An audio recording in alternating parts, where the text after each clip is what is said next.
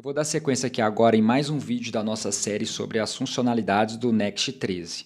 No vídeo passado, a gente falou sobre a funcionalidade Data Fetching dentro do Next 13. Então eu criei aqui dentro da minha rota /app/dashboard um arquivo chamado layout.sx, onde eu faço uma consulta em um endpoint trazendo dados e retornando para o meu componente. E a gente sabe que todos os componentes, páginas criados aqui dentro da minha pasta app, por default são server components. Então eles vão renderizar todo no lado do servidor, utilizando um servidor Node, ao invés de renderizar utilizando um navegador, que isso é para caso de client components. Então aqui quando a gente tem um server component, eu estou aqui no tópico de data fetching, na documentação, que ainda é uma documentação que está em beta, não é uma documentação estável, mas provavelmente a gente vai sofrer poucas alterações, então faz sentido a gente entender esse ecossistema do Next 13. A gente vai entender um possível problema que a gente pode ter utilizando esse novo cenário aqui, principalmente utilizando o Client Components. Aqui tem um bloco que eles colocaram em destaque que pode ser passado batido. O que está dizendo aqui? Esse novo modelo de dados está sendo desenvolvido pelo time do React.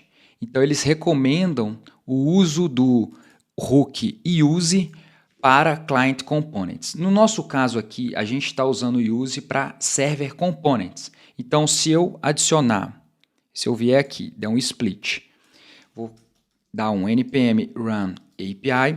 Esse projeto já foi desenvolvido no vídeo anterior, então vocês podem acompanhar caso não tenha esse projeto ainda na máquina de vocês. E aqui eu vou dar um npm run dev. Estou dando um npm run dev para subir minha aplicação na porta 3000 e eu subi a API na porta 3001. Então aqui vai funcionar da seguinte forma. Aqui eu estou buscando os meus dados, os meus produtos desse endereço daqui. Se eu mudar isso daqui, eu vou tirar esse use. Eu não preciso de utilizar isso para Server Components, nesse caso, porque o use ele é uma função do React, da biblioteca do React, que vai gerenciar promises, que no caso é o fetch, ele retorna para a gente aqui uma promise. Só que aqui, se eu simplesmente tirar o getData, eu preciso colocar aqui um await, porque esse getData está retornando uma promise. E aqui em cima eu coloco um async. Assim como está falando aqui na documentação. Então, se eu descer, async await em server components. Está aqui await getData. Então, se eu salvar isso daqui, vai funcionar. Mas até aí eu não mostrei nenhum tipo de comportamento estranho que pode vir a acontecer, porque eu estou falando sobre o componentes do lado cliente. Então eu uso use client. Então quando eu quero transformar qualquer arquivo que esteja dentro da minha pasta app, eu simplesmente utilizo esse atributo use client aqui no início do meu arquivo. E ele passa a ser renderizado no lado client. Qual que é a diferença?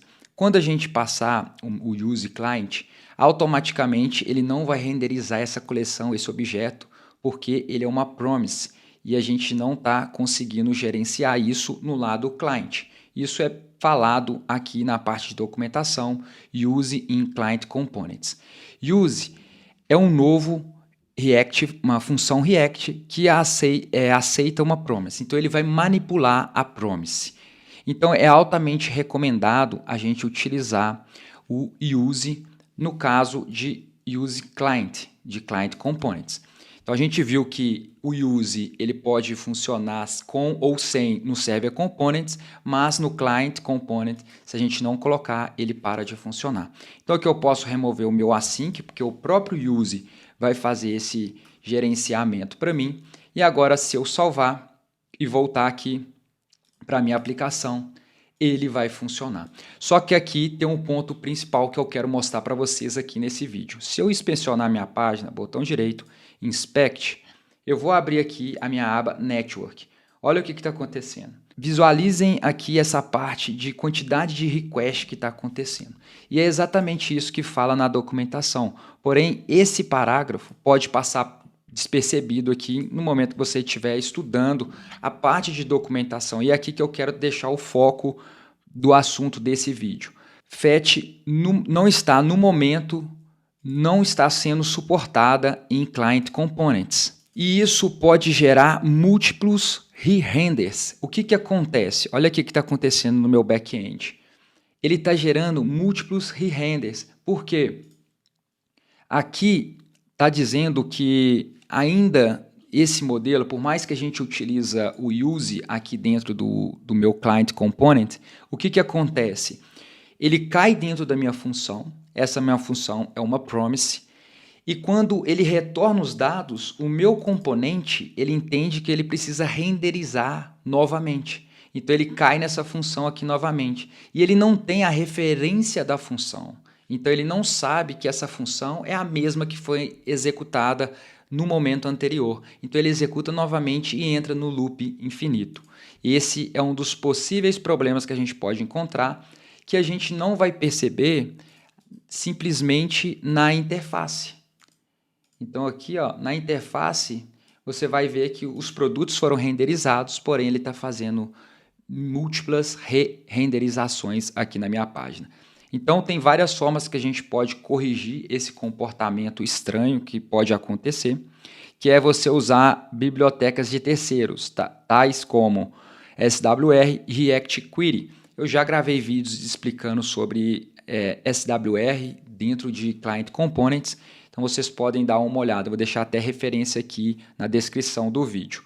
Mas se a gente simplesmente criar um const só para referenciar fetch, por exemplo, data promise e receber get data, e ao invés de eu passar a minha função, eu vou executar ela uma única vez. Então vou vir aqui agora no meu navegador, dar um refresh, eu vou inspecionar. Deixa eu dar um refresh aqui novamente. Ele vai ser executado apenas uma vez. Então, essa chamada ao nosso localhost foi executada somente uma vez. A gente pode perceber que aqui no lado do nosso server ele não está sendo executado várias vezes, assim como estava acontecendo ali no momento anterior. É claro que esse daqui não é a melhor opção. A gente pode usar uma biblioteca de terceiros, assim como é sugerido aqui na documentação, ou a gente pode criar o nosso próprio modelo de query e fazer esse gerenciamento dentro da sua aplicação. Então é um ponto de atenção que a gente tem que ter, porque as funcionalidades que o Next 13 trouxe para a gente são grandes funcionalidades, mas tem que ter esse ponto de atenção, senão você pode prejudicar a sua aplicação no momento que for colocar isso em produção.